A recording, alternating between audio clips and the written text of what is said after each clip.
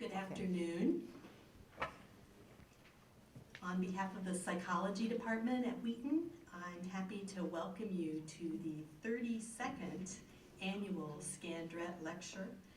This lecture series invites distinguished scholars in the integration of psychology and Christian faith to speak to students, faculty, staff, and friends from the community on matters important to contemporary integration. Endowed by Dr. Onis Scandrett in 1981, we have the honor of hosting this lecture series every year. And my name is Dr. Terry Watson. I'm Associate Dean of Psychology, and I have the honor of opening us in prayer today.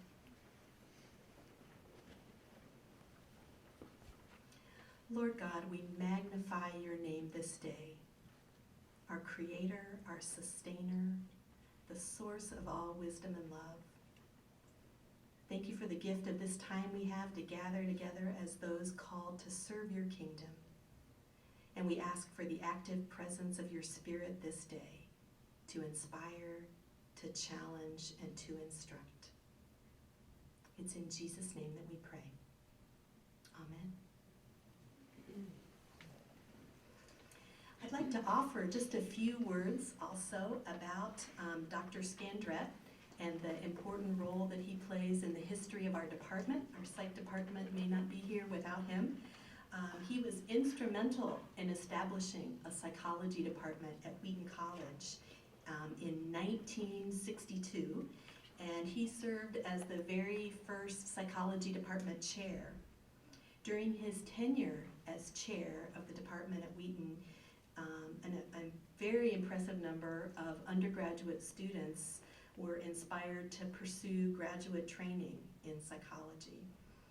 Dr. Scandrett retired in 1979 to pursue his primary avocation, photography, where he received critical acclaim for his photographs. And if you come down to the mezzanine for a tour after the lecture today, you can see several of his photographs on display, and we invite you to do that. In addition, many of his photographs and papers are also archived in the Wheaton College Special Collections. Dr. Scandrett went to be with the Lord in January 2005. His important legacy to the department can be summarized in his life verse from Philippians 4:8, which speaks to the heart of our integrative mission and to the purpose of this lecture series. Finally, brothers and sisters, whatever is true, whatever is noble, whatever is right, whatever is pure, whatever is lovely, whatever is admirable, if anything is excellent or praiseworthy, think about such things. So we thank you for joining us this afternoon as we think together on such things for Christ and his kingdom. Thank you.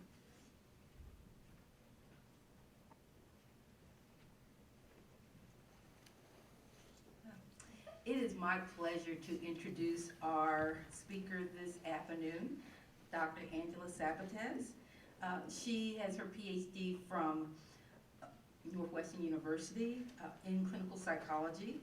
She has been on the staff of Bethel University for 11 years in the psychology department as associate professor. And she's been extensively published. Recently, she's had a chapter published in the book Christian Counseling Ethics, and her chapter is on the child client. She's had published articles in Christian Counseling Today, and what really resonates with me is the publication that we use here at Wheaton. She's been the author. She is the author of the textbook Social Psychology in Christian Perspective, Exploring the Human Condition. It's the first integrative piece examining social psychology from a Christian perspective. It was exciting to see and communicate with Angela as she was finishing this particular work. And at the culmination, of course, we adopted it as our textbook. On a lighter side, Angela is definitely a lover of all things antique. And so, that's an interesting piece to hear coming from the Midwest. She's not interested in outdoors things, but indoor things. So And I'd like to have you come on up and turn the podium over to Thank you.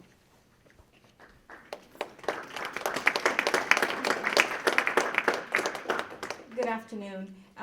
Dr. Hannah's laughing at how I said in my self-description that I am either very bold or very foolish as a Cuban living in Minnesota because I don't like hiking, camping, nothing outdoors. Walking on frozen lakes, that was just for the fun of it, one lone time, and that will be it. So my colleagues laughed that I'm a great lover of the indoors, or the lover of the great indoors. So anyway. Well, thank you so much, and it's such a delightful privilege to be here. I'm very, very happy to talk together, which is one of my favorite things to do, about ideas or suggestions about how we might integrate our faith with the discipline of psychology and all the various questions that arise from that. Many of you have probably seen this, some variation of this somewhere, right? It usually says, it started with keep calm and carry on, right? And has anyone seen funny renditions of it? Otherwise, now there, of course, as is very faddish in our culture, every manner of one. And when I came across this, I thought how perfect for this talk, since one of the principal questions I'm exploring is it true what psychology says about us, this very reductionistic view that suggests that we are really in it for ourselves? Is that the complete picture, or is it possible from a Christian perspective to explore other possibilities, i.e., are we that plus potentially other-centered? And so what we're going to be doing here is exploring this idea of how we may integrate psychology, and specifically social psychology, which is my personal bias and so related to everyday life in terms of the way we perceive each other, how we relate in groups, and so forth, with a Christian view of the human condition, and emphasizing the need for that, and looking at what psychology so far does, what kind of view of the human condition does it give us, what alternative might we propose from a Christian perspective, and ultimately where else, perhaps even in the undergraduate curriculum, that we might be able to find a more coherent view of the human condition. And so for many years, what I had noticed as I taught social psychology is that my students emerged from taking that course with even a more growing cynicism about the human condition. And by that I mean that they would often begin to question the motives of people they knew, now because the social psychology textbooks were telling them that we are ultimately self-centered. There can be no such thing as other-centered altruism. So now they came in already with a growing cynicism, which I think is somewhat developmental, and then they left my class not trusting anyone. And so I thought, either I'm doing something wrong, or perhaps I need to explore the kinds of messages the students are receiving. And during the course of my teaching social psychology, I've actually used quite a number of different textbooks. And most of them, no, actually I think all of them, have proposed this view that is rather dismal of the human condition. So what we see is that psychology, for as objective as it's trying to be, and as non-value laden, has a very, very strong view of what humans are like. And that view, as we'll see in just a few minutes, has pervaded the textbooks, has pervaded our curriculum, has pervaded virtually all of the academic writing. And unless you're looking for it, unless you are attuned to the message that psychology is giving us, you might well miss it, actually. And so what I noticed is this is a very dismal view of humans. And actually, that's not a new idea, because what I began to do is look at the message in the textbooks, and I began to explore the history of psychology. What have big names in the field told us about what humans are like? And so these will seem very familiar to you, those of you who are psychology students or psychologists. This is supposed to be a savage beast. And Freud, in his famous essay, Civilization and Its Discontents, wrote about how humans are, he called us savage beasts. And not only are we savage beasts, but we look upon our neighbor not only as a sexual object, but one we want to kill. So he says in that essay that we have our students read, the sparing of our own kind is alien to us. And he further says in that essay that we shouldn't look for the meaning of human life, because after all, that would be as silly as asking what's the meaning of a dog's life. It's just pure raw naturalism. We are born as primal savages, and so we die.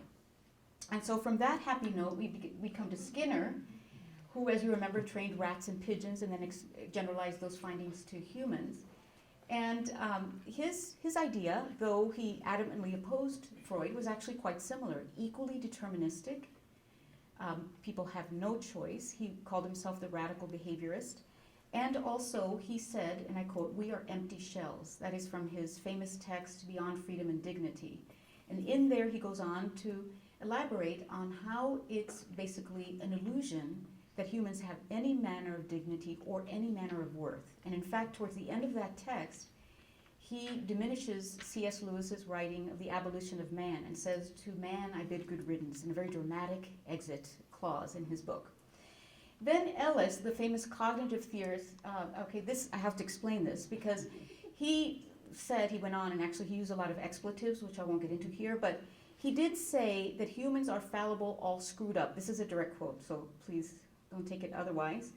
And when I Googled that, there were inappropriate images. So this is as much as I could get about we're messed up and screwed up. Okay.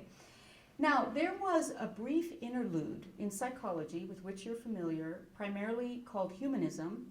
And I just love these images because I joke when I teach personality theory that these are the so-called happy humanists. The happiest pictures of psychologists are the humanists. If you compare this with the dour face of Skinner, with the intense look of Freud, or with Ellis's scowling countenance, they look like they're high. But wouldn't you be too if you get into a field that has said to you all along, you're just primal, you're just savage, you're just in it for yourself. And then finally, they emerge and say, we need to react to this wholly deterministic view, such a negative view. And so we have here on the bottom right, Erich Fromm, who's more kind of like a humanist existentialist sort that wrote a lot about freedom, as many of you will remember. Carl Rogers on the upper right, who maintained until the day he died that humans are inherently good and that we work towards the good and that we work towards health. And on the upper left is the especially chipper Abraham Maslow, whom we know from his famous hierarchy of needs. Now Maslow, of course, was contemporaries with all the rest of the humanists and was involved in the original Saybrook Conference.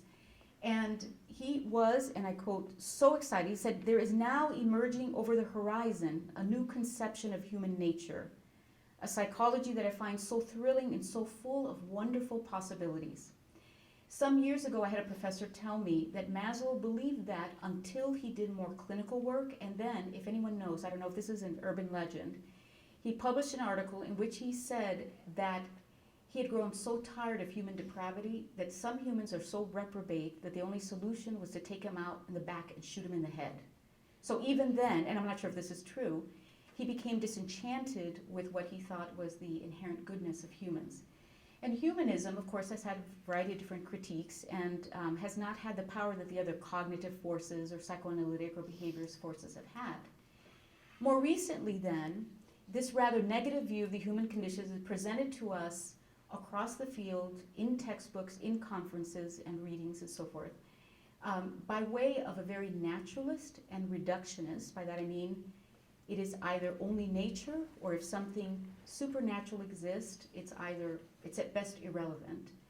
And also very reductionistic. We can reduce all human behavior ultimately to survival and reproductive advantage. So all complex behavior gets reduced into these simple principles based on a naturalist evolutionary theory. And I want to clarify here that I'm not arguing against evolutionary theory per se, but rather naturalism, that is the disregard of any divine being. All right, so this beautiful picture of this cherub with the ringlets that says, if you think you're getting one of my toys, you've got another thing coming. There's a misspelling there. And so if we were to look at a graphic of evolutionary psychology, this might very well be apt, in the sense that on the facade, people look very sweet. Your neighbor who is sweet to you expects some reciprocity. There's always an ulterior motive that is for social gain, that is for ultimately, we could trace it back to survival and ultimately the reproductive advantage. So a member of the opposite sex who is kind to you is really living out the vestiges of our evolutionary past, which is that they want to go to bed with you. And so this young child is not as she appears. We are not as we appear. Niceness, altruism can't exist because it would be incompatible. Other-centeredness is incompatible. A truly other-centered altruism cannot exist because it would not be in your best interest, and so forth. So David Buss, who's one of the most prominent evolutionary psychologists, who wrote the book, which is highly controversial, entitled "The Murderer Next Door," just, why the human mind is inclined towards violence or designed to kill. That's the subtitle. And rumor has it that actually David Buss has the highest, or the world's largest collection of books about serial killers. So that's what he reads in his spare time. And he began to notice people have a fascination with murder. And why is that? So he noticed that this is a universal phenomenon. Murder exists, cold-blooded murder exists the world over. Therefore, it must be part of our natural endowment. And he says that the human psyche has evolved specialized adaptations whose function is to kill. Murder is part of the inbuilt repertoire of human behavior that evolution has shaped. Another prominent evolutionary psychologist, Barber, concedes that people can be sort of kind of nice to each other, but he says, kindness exists, but it struggles to stay afloat on an ocean of cruelty that is the default condition for organisms competing for existence on this planet, and so on, in variations on the same theme. So ultimately, then, one needs to ask the question, from the perspective of a Christian student and scholar, what final verdict then do we receive from all of these rather dismal views? And ultimately it is that humans are fundamentally, inescapably self-centered. Things that look other-centered can't exist because they can't be reconciled. And so as we see on this graphic on the bottom, self-interest outweighs all virtue, integrity, honesty, and so forth. If it is not beneficial for you, then it will be easily collapsed. It's like, as Batson says, a fragile flower.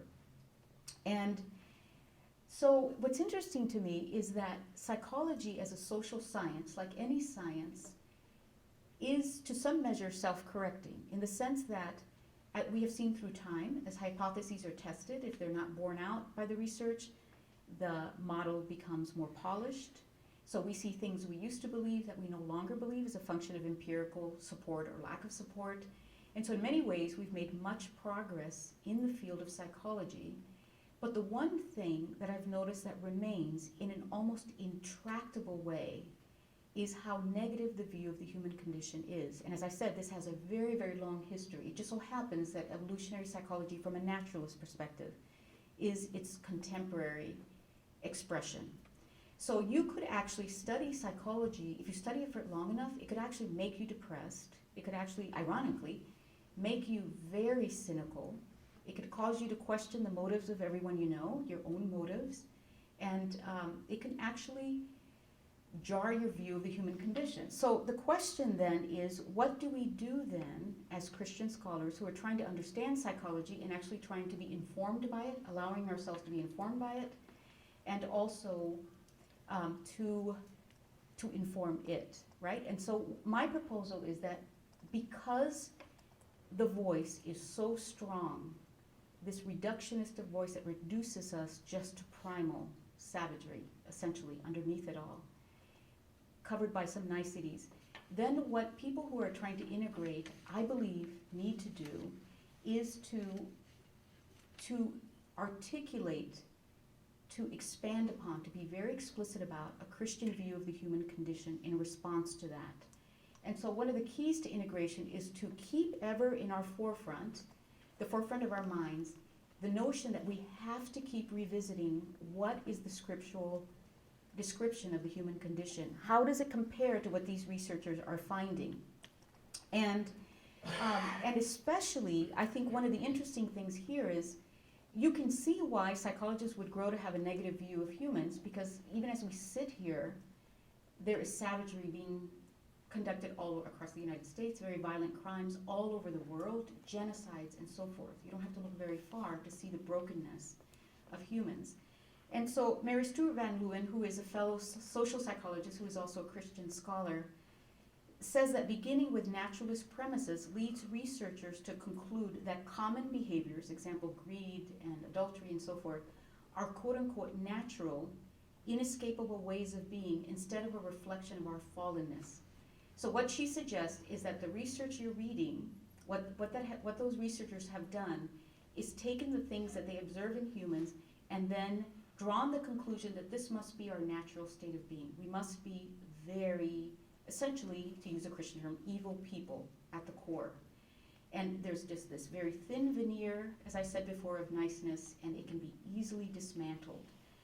And so my proposal is that we think about very clearly now, and I'm going to show what we might be able to do if we base our understanding of humans on a biblical view. And by this, what I mean is the enduring central Christian tenets of humans being created, however they were created, whether in an evolutionary fashion or literally, as the scriptures suggest, but that there was an intention in creation. It wasn't just random, it wasn't just chance, that humans are created with purpose, with meaning, with dignity, with agency, that is the ability to make choice, even if it's somewhat limited, and that we are limited beings, so that we would make errors. Even you could speculate, if there were no sin, would we still make errors? We can't possibly know everything as God does, of course, so we would make cognitive errors or errors in social perception. And one of the things that a Christian view can do is it can help us hold attention together. It can help us to see a more complete view of the human. So a Christian scholar would never deny the harsh reality that there is much savagery that occurs. People deceive one another regularly. They literally kill each other. They destroy each other's reputations. They steal from each other. They cheat, and so forth. There's no question, notice I say they, out there, the hypothetical humans out there.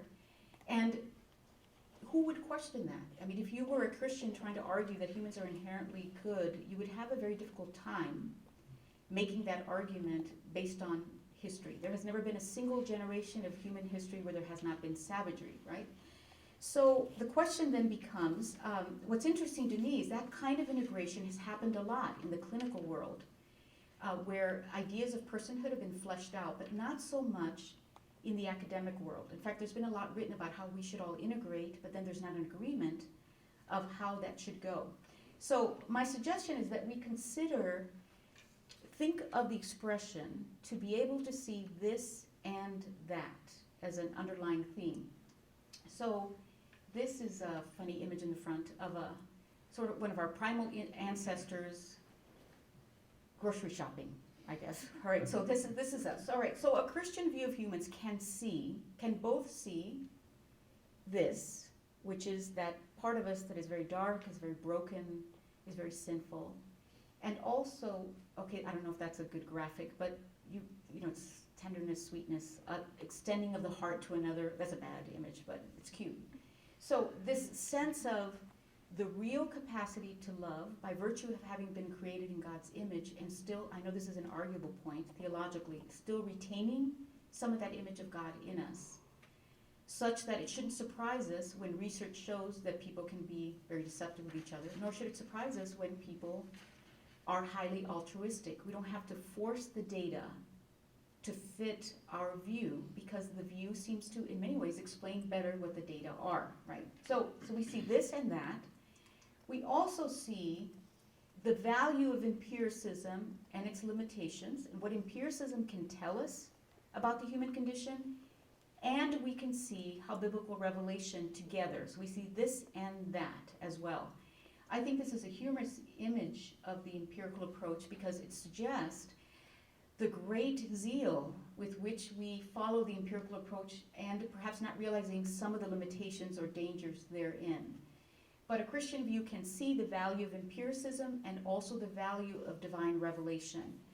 And so what it would try to do is avoid using empiricism and reductionism and naturalism alone at the exclusion of some enduring view of the human condition. It's actually, I'm proposing, essential that we get back to that core principle. So let's consider then what happens when psychologists disregard another transcendent kind of view of the human condition.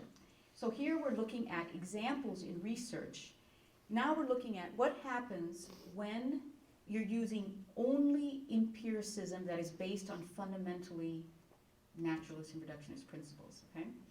So how many of you have heard of positive psychology or have studied that? To some degree, a few of you. Okay, so you'll know that this is the study of virtue and strength, and the study of things like forgiveness, of awe, of gratitude, of many virtues that appear consistent with a biblical view of humans. And so it can be very tempting to think that this is great because now we have some empirical validation of the positive effects of virtuous behavior. So if you read research on forgiveness, or we'll hold that for just a moment, if you read research on gratitude, which is, of course, a biblical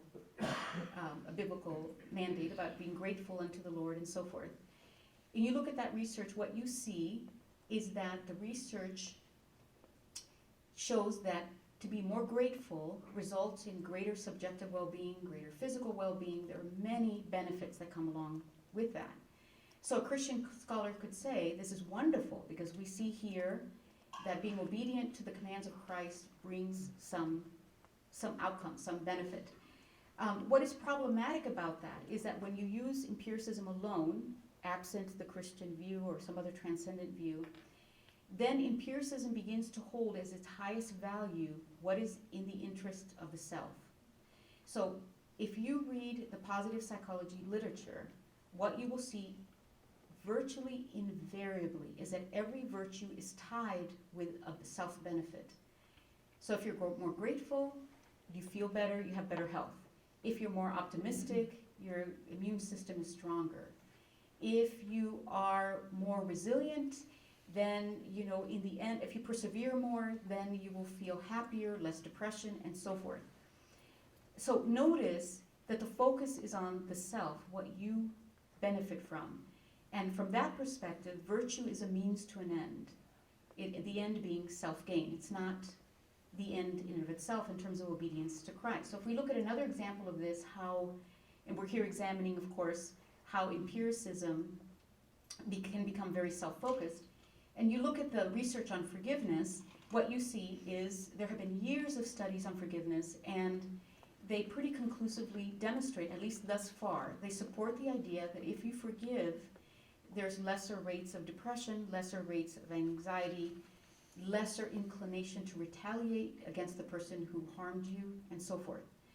So one of the questions I ask my students, which I think is a very provocative one, is do you suppose we could ever get to the point where the empirical research will show that forgiveness is actually not to your benefit, that it's actually more difficult than helpful?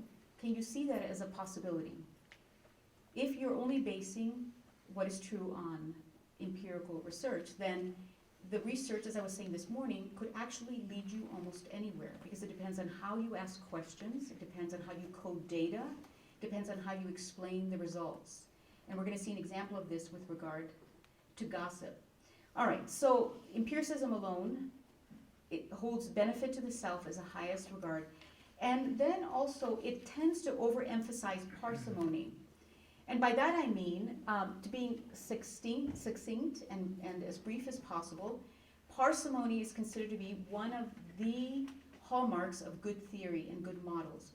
That is to say, you want to be as concise as possible. You don't want to add extra steps that don't have additive value or validity. You want to be as concise as possible. So parsimony in psychology is a good thing. Part of the problem becomes, though, when researchers try to explain a whole host of social problems as a result of a single concept.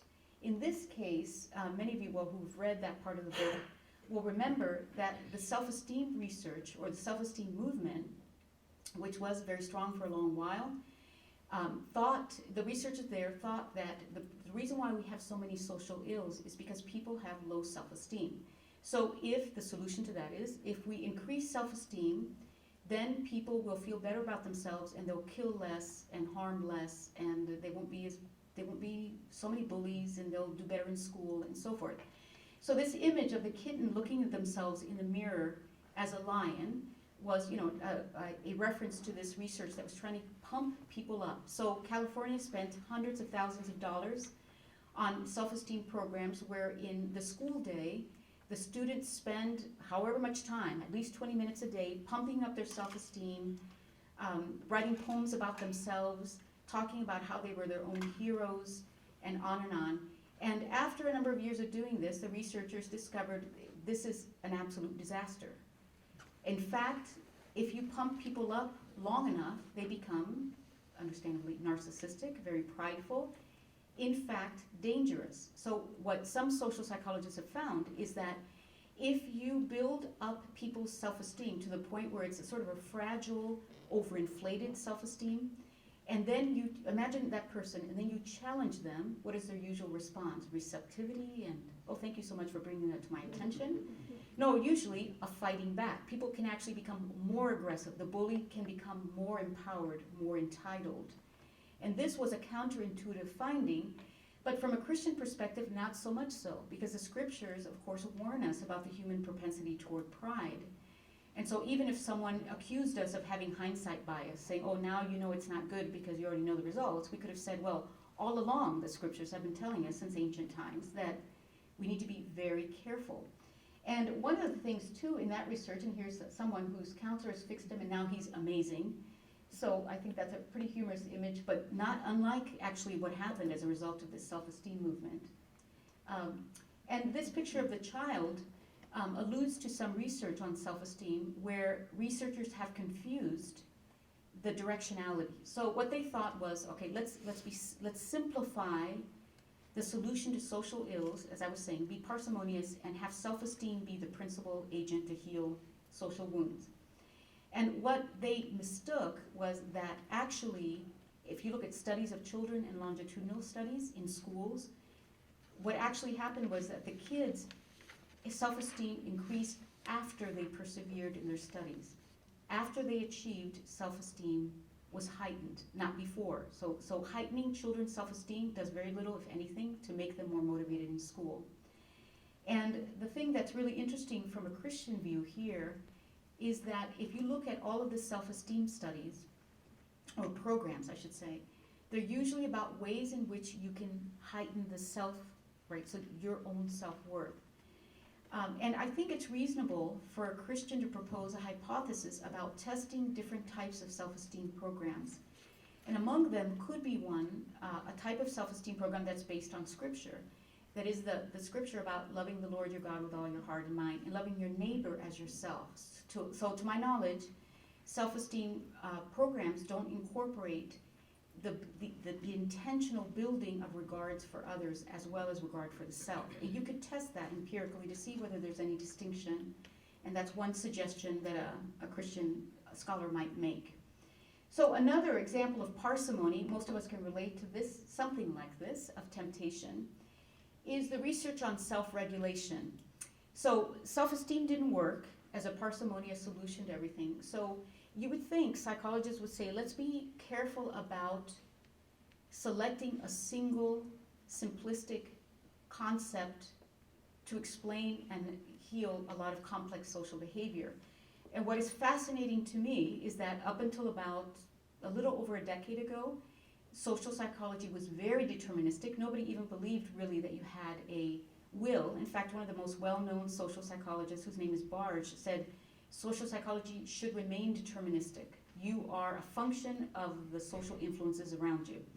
Well, suddenly, Christians have been saying for years now, there's a measure of will, there's a limited agency, and so forth.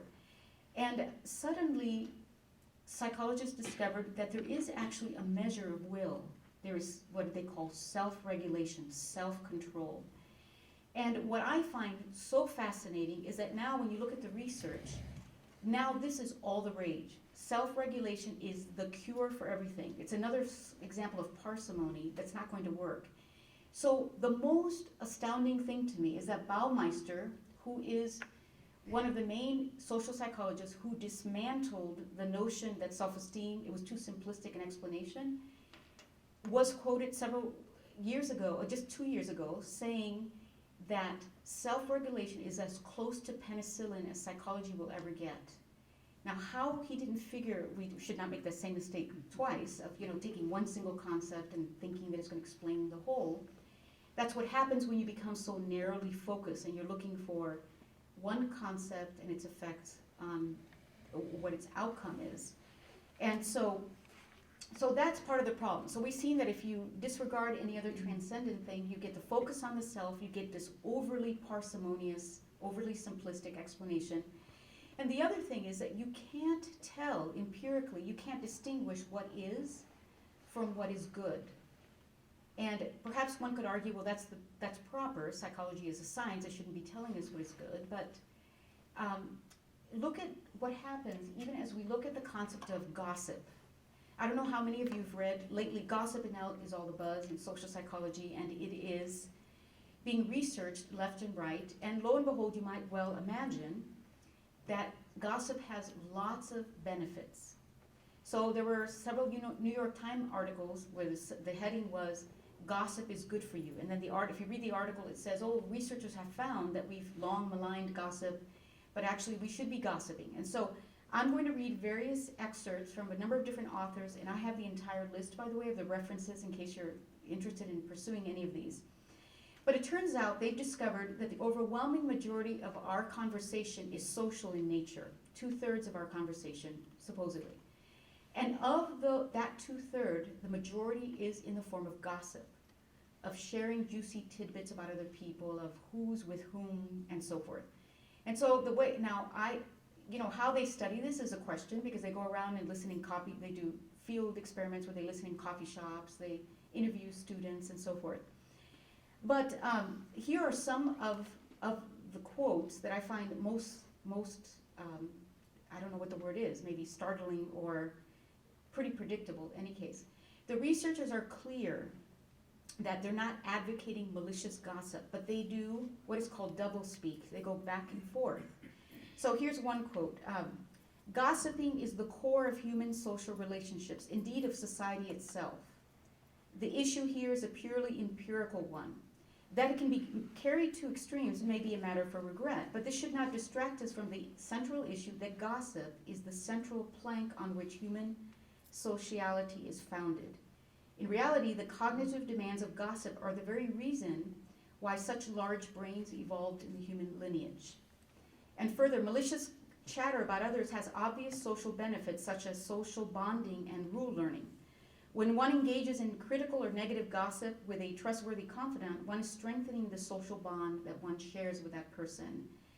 And scientists speculate that instead of establishing and maintaining relationship by plucking fleas off each other, we exchange and digest juicy tidbits of chit-chat, hearsay, and rumor, and so on and on it goes. And there are recent studies that show that if you allow malicious gossip in a group, what happens is the group coheres more and does better on anagrams and various other tasks. So, and groups that allow their members to gossip sustain cooperation, and they deter selfishness better than those who don't gossip. And so researchers are banting around the term pro-social gossip. Like there's a very, and then the evolutionary explanation is very naturalist and reductionistic gets made. Now, a Christian looking at that research can ask a few questions of it. There's no doubt we understand that humans are compelled towards social bonds. Our very survival depends on that. A Christian scholar need not question whether or not it's important to solidify social bonds, or whether even it's important to share social information. And if you know that someone is actually dangerous, it is often appropriate to tell another. So, a parent, for example, telling their child that a neighbor 5 houses down is a pedophile is an important piece of information for that child to know. But you have to begin to ask the question, at what point have we crossed the line between sharing social information that is important and then lingering with it and then spinning it and perseverating on it, and where it appears that the primary goal is to demean the other? And this question is not asked in the research thus far, although we'll see in the years to come, in the next few years, what they do with that. So we can acknowledge there, this is an example of how the research can't tell us, it can't distinguish what is good, and it can make it look, it can make something that is potentially very destructive and in fact very divisive to look good. And in groups where people gossip a lot or pairs gossip a lot, they may begin to mistrust each other, wondering, what do you say when I'm not here? So all of these social bonding that occurs in gossip develops negative community, and you can ask that question about, what are some of the results of that? Okay, so knowing as we do, as I've suggested, that the view is in the field that pervades is that humans are basically savage, selfish beasts, and that's the dominant voice. It's a very explicit voice in most of the textbooks. Then we might ask the question, okay, is it possible that, all right, that's a very reductionist view. Is there anywhere else where we might be able to gain at least a more holistic or comprehensive view of what humans are, as opposed to this reductionist, fragmented sense? And so what I suggest is that perhaps maybe one place we could see it is in undergraduate curricula. Now this is obviously very important because people who later integrate were often at one point undergraduates in psychology. And the undergraduate curriculum sets the stage for students in terms of what is considered to be the primary knowledge in the field. What are the most important things to know? And so there are a number of authors who argue that the future of the discipline depends on the quality of the undergraduate program. And one of the biggest contentions now is whether the program should be more cohesive, the core courses. That is to say, should you have a larger core that includes things like the biological elements of humans, the cognitive, the social, the emotional, so that students emerge from those studies with at least a more comprehensive and holistic view of humans? Or should you allow schools to just decide whatever it is they want to offer, and then just see where the chips may go? Well, one of the places in which you can get perhaps ideas about what we should do in the undergraduate curriculum in terms of, with the eye towards ultimately integrating, but more close to the matter, the notion of at least giving some comprehensive view of the human condition. And so we would look as psychologists to the APA for direction about what we should do with our undergraduate curricula. The APA is largely hesitant to offer explicit advice on which specific courses should be offered, which I find fascinating. So the former president of the APA, Halpern, summarized all of the proceedings from the National Conference on Education and Psychology. And what the APA did was they used broad outcomes. And they said things like, undergraduate programs should have an increased awareness of racial, ethnic, and gender identities. They should integrate students with disabilities. They should use technology more. They should encourage students' ethical commitment and social responsibility. And there is a need for a greater emphasis on psychology as a science. When asked to say explicitly how would we do this in courses, the APA says several times, these are only guidelines. They are not meant to be mandatory or exhaustive. There is just such a relative reluctance to, maybe the perception is that you're going to invade academic freedom. So what they said is, okay, well, we grant you should have more learning and cognitive courses, more individual differences, more psychometrics, personality, sociocultural, biological. But these are only suggestions, and they're not even courses. They're kind of like, we should increase the breadth and the depth of it. So you can imagine, to date, every curriculum review that's ever been done of undergraduate programs, what would you guess it has shown? A coherent core, a comprehensive core, a consistent core, or one that is all over the place? What would you guess? You're nodding to what? It's all over the place, right? I sort of gave it away with that hand gesture. It is, in fact. And so what I'm doing here is reporting on a more recent one conducted in 2010 of over 347 schools. And here's what they found. This is the first study in which not only did they just study what was offered, but what was the sequence in which students took it. And across 376 schools, 74 schools, only 2 courses were required in 100% of the schools. What would you guess those are?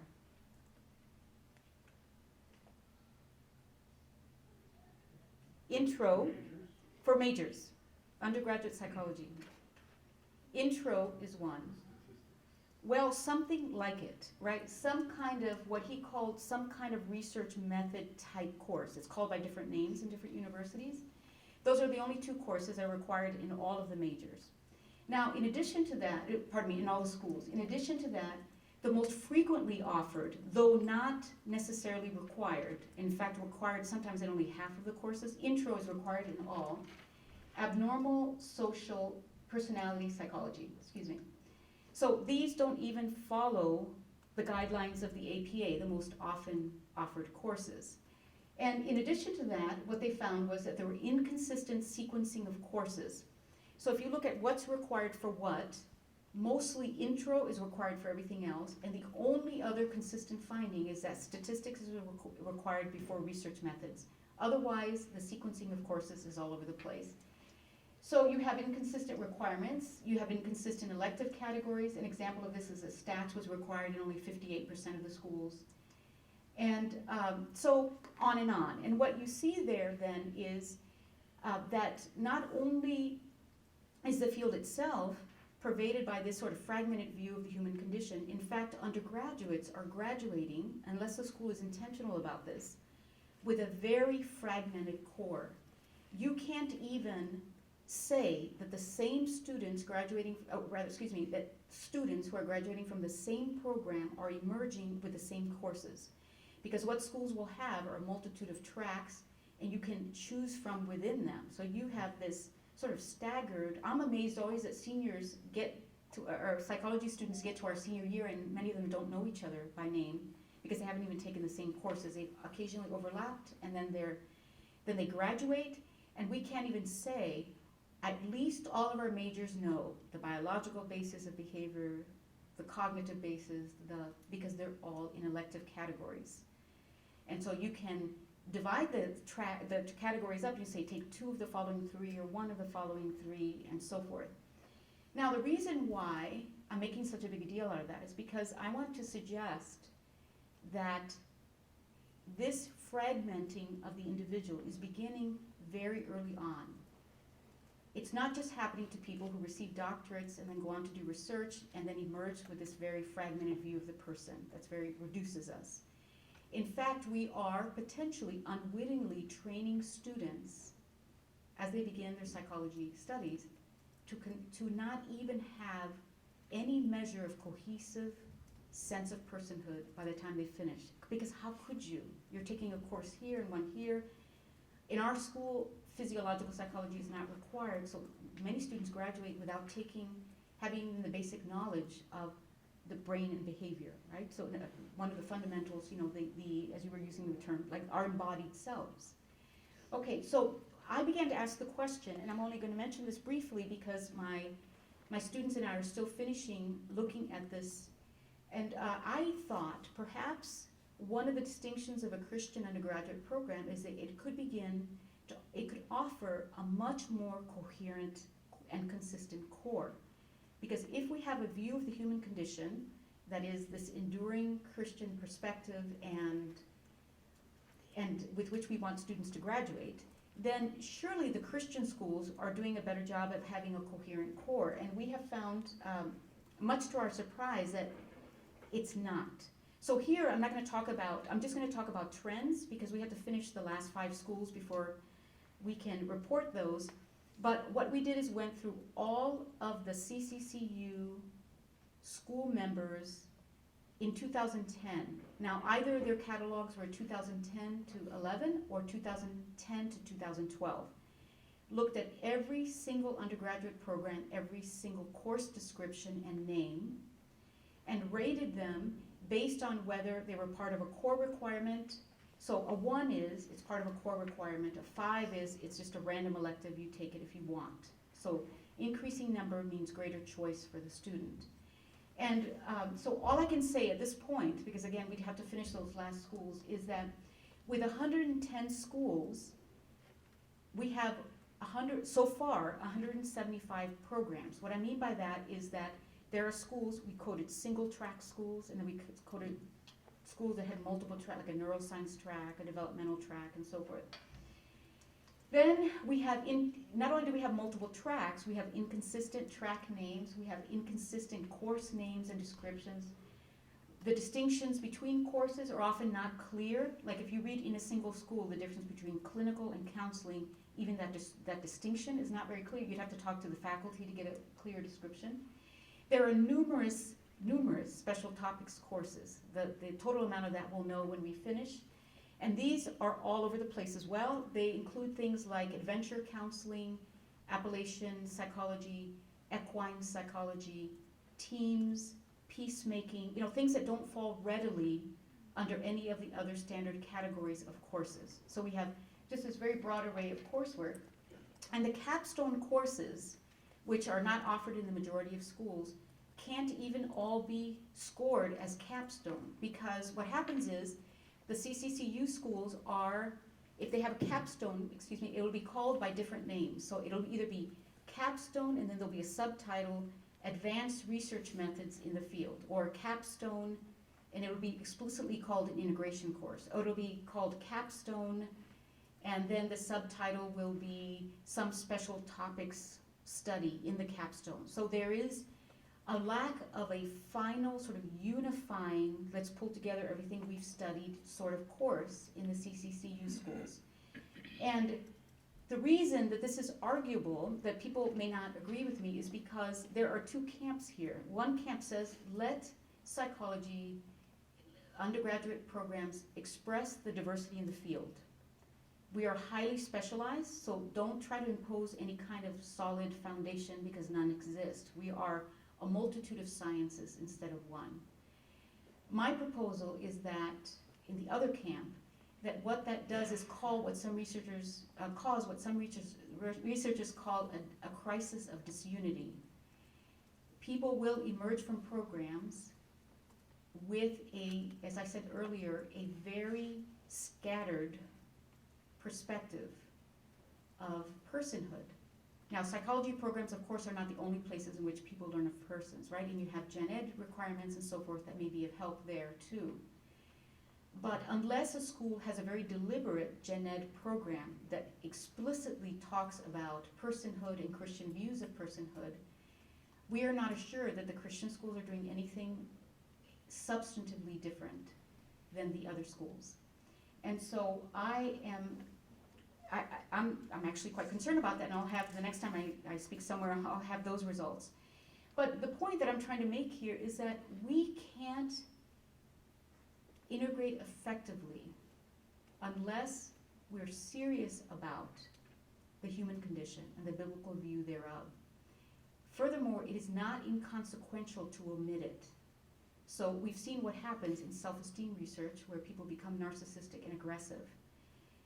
In self-regulation studies, when participants are told that there is no self-determination and that students can't help themselves but to cheat when given the opportunity, the students in those conditions cheat much more than do the students in the other conditions who are told that self-determination exists.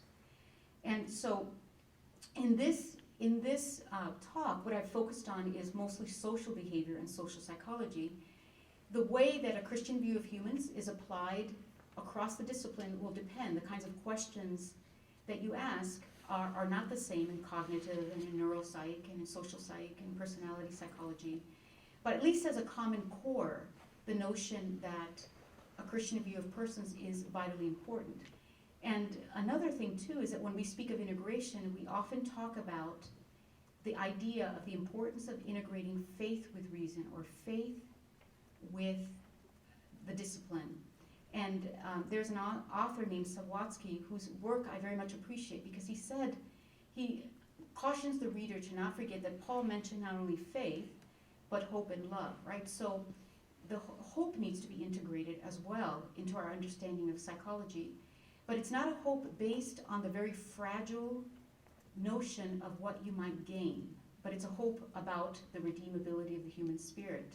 and the ongoing redemption that occurs. And of course, love refers to the potential for other-centered care. And so to integrate in a more holistic fashion, we would not only need to take into account the notion of the biblical view of persons, but also the way that faith, hope, and love work together to give us a much richer understanding of what it means to engage in social interaction, what it means to be human, and how it is that humans are and can be when they realize their purpose. So, that's it. Thank you. I want to entertain questions now. We have some time. So, yes. I have a question. My sort of casual observation would lead me to believe that most liberal arts schools would have a capstone that's either personality or history of psych. And just to clarify, you're saying that there's nothing like that kind of tendency present that you can find so far? Right. So far. And would you read deeply into a catalog to determine, like, I'm not sure you could tell from our materials whether we even have a capstone. We call it a capstone internally, but I don't think it's labeled that. Right, so we looked for things that looked of that sort and the description matches. So things, we call it senior seminar. Senior seminar is a very common term. Capstone or some other senior something were the most common phrases. I quoted Wheaton, but I don't remember what Well, your... I know our materials don't call it a capstone if you just look at the psych ones. But of course, the gen ed program talks about we have this capstone that's required, but you've never seen anything in the catalog that says, oh, and you have to take the capstone. It says, and you have to take psych 494, personality. So, Well, we looked at every single description. So if your person, if 494 includes this is last year, if it makes it clear that in some way... It's not clear to me that we make it clear Right. to outsiders that it's a capstone. Right. Instance. So there might be a lot of those. And that's why I mentioned there's inconsistencies even in the ways that courses are described. So we had to do the best we could to code and allow that there's some error there, of course. Yes? I teach at a very secular university, and I'm not allowed to talk anything about my faith. And so, because the school I teach at, we do not have a psychology major, but they have to take several psychology courses as gen ed courses to graduate. And they're very specialized. So like my nursing students have to take lifespan development, and most everyone takes intro and abnormal. But I'm just wondering, for students that are not psychology majors, yet they are graduating with a couple of courses in the field, I'm wondering what you think would be the most important thing or things that they could take away from that, but with the limitation that I can't do anything with a Christian perspective. Right, I think that's an excellent question. And I think, so you have to honor the code of the school that you're teaching. I just want to keep my job. Right, and of course. Well, but you can teach students to be good consumers of research. So for example, when I teach social psychology, and we're looking at the helping chapter, and the prevailing thought is you can't be altruistic except if you expect reciprocity. So I say to this, so there are these studies that I cite that say, all right, what happens when a person risks their own life to help an unrelated other, which appears to be in total contrast to the survival and reproductive advantage. And it happened as I was writing the textbook that the bridge collapsed in Minneapolis, and there were ample examples of this. People spontaneously getting out of the cars, jumping in the cold water, risking their own life to save. How do you explain that, right? So the explanation I found in that literature is that it must be that the mental module in the brain that recognizes related others was somehow tricked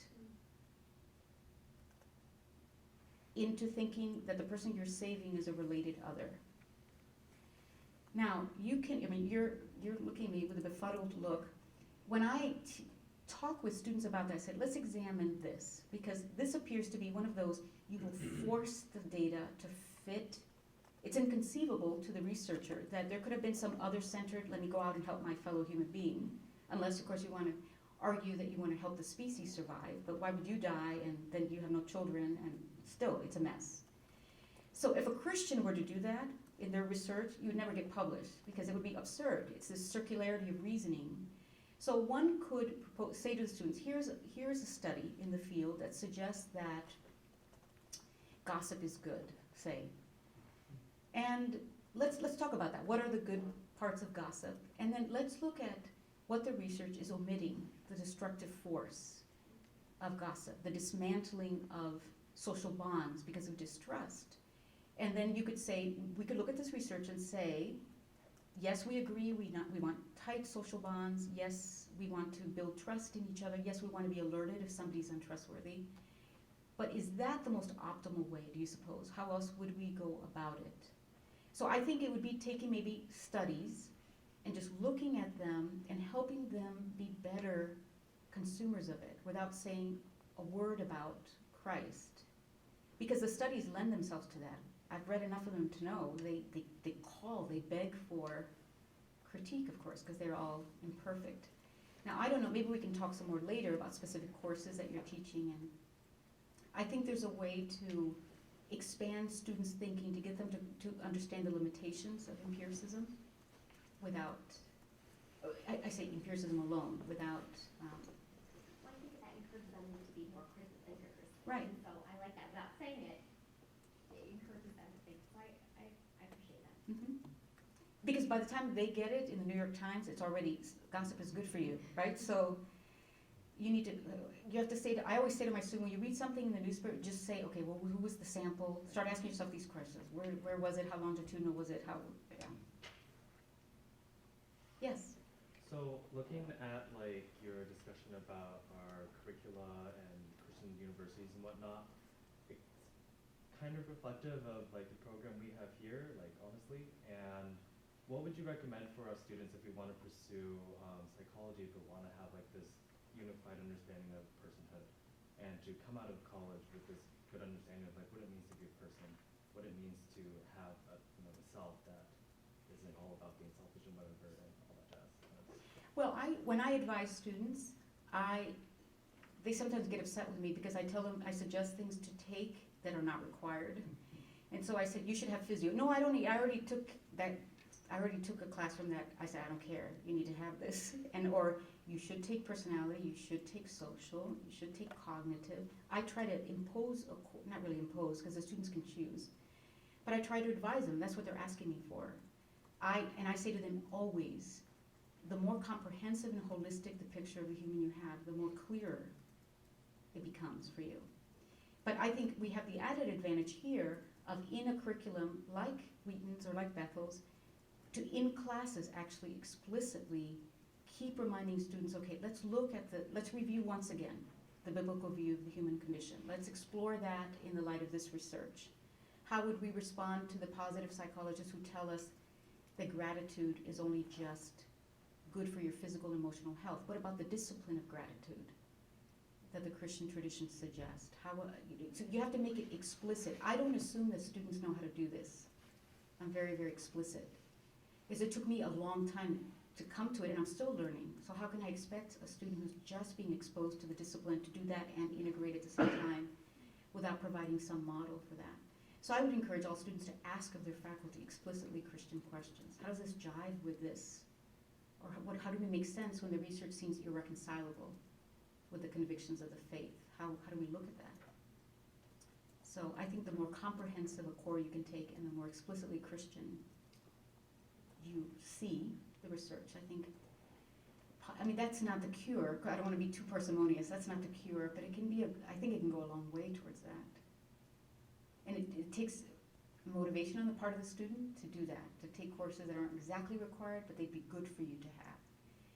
So whenever students say to me, oh, statistics is just not my cup of tea, they often say that. I say, well, too bad. You have to take it and you have to know how it goes. You have to be able to critique what you read, right? Or if someone says, I'm going to be a clinician, I don't need to take physio, I instruct them and say, it's very important that you know how the brain works. So, yes, all right. Yes.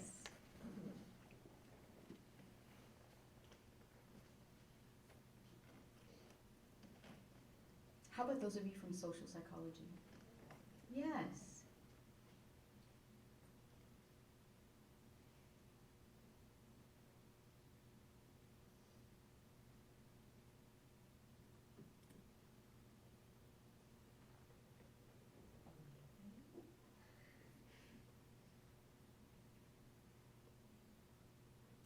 Do you think it confuses you more as a student to read a textbook that very explicitly talks about the Christian perspective throughout? Is it more confusing, or does it help you clarify? You don't have to say yes because I'm here. I honestly want to know, because I think what's happening now, which is very interesting to me, is that more explicitly Christian textbooks are being published. It's just like the beginning of a wave that I think is very interesting. And I think we're likely to see more, just because of the discontent with this such radical reductionism in the field. And there's so much good in textbooks, for sure. I've learned a lot from them, there's no question. But, you know, at what point are you just continuing to give students additional readings and just, you know, auxiliary things that are kind of relegated? It's the integration stuff is just the article you read, but here's the real textbook, or here's the real work. So, yes? I think it might just be more influential, even if you just have a basic social psych book, even without, not to be offensive, but even without the Christian aspect, as long as it's taught Right. in a Christian perspective. I think it's a lot more redemptive, and it's a lot more independent for the student to realize that on their own, if a prof is saying that specifically. But if you're in an environment where you don't really have that opportunity to say, you can suggest books like that where they do have that Christian perspective. Right. And so what that would take is for the instructor to be intentional about talking about notice here and there. Right. It would have to be a collaborative approach. Okay, any other ideas or questions? I guess I find myself struggling with, where does your view, how does it concord with an idea that, well, this is a pretty good description of fallen nature? I can't decide if you're saying, no, sort of a Pelagian kind of like, no, you're neutral, you could go either way depending on your own work. Or is this saying, are you trying to say, in other words, that you know, part of my fundamental nature is other-centered? Because I'm not sure I think of it theologically as being that way. Maybe my fundamental nature is not until I've begun to be transformed, and the only way to understand that a non-Christian might also have that as some sort of general grace of God in addition to the specific grace of regeneration and faith and so on. Right, and certainly the textbook, I'm glad you brought that up, because I said this is not the Christian approach, it is a Christian approach. And one which I believe, you know, my proposal is that it actually fits the data fairly well. Because, for example, and even psychologists have noticed this, that before, for example, in social psychology, everything was about negative, all the cognitive errors we make, how groups are destructive, and there's been a shift in looking at the productive nature of groups, in the degree to which we are accurate, actually, in our perceptions, much more than we traditionally thought. So what I'm suggesting is that, yes, absolutely, what we can do is we can look at social psychology and we could say, oh gosh, what a sobering reminder of the fallenness of humankind. My contention is that that would be like saying Christ can't redeem. You know, I'm working with these Christian students, and it's like, this is your lot. This is what the empiricism shows. You are this. You will never be other-centered. You don't even have the capacity to become even potentially other-centered. I realize this is a theological point, of course, about which some people would say you actually don't. Right. Theologically. Exactly. Right. That's what I'm saying, and that's why I was very careful when I wrote the book to say this is a perspective. Very good point.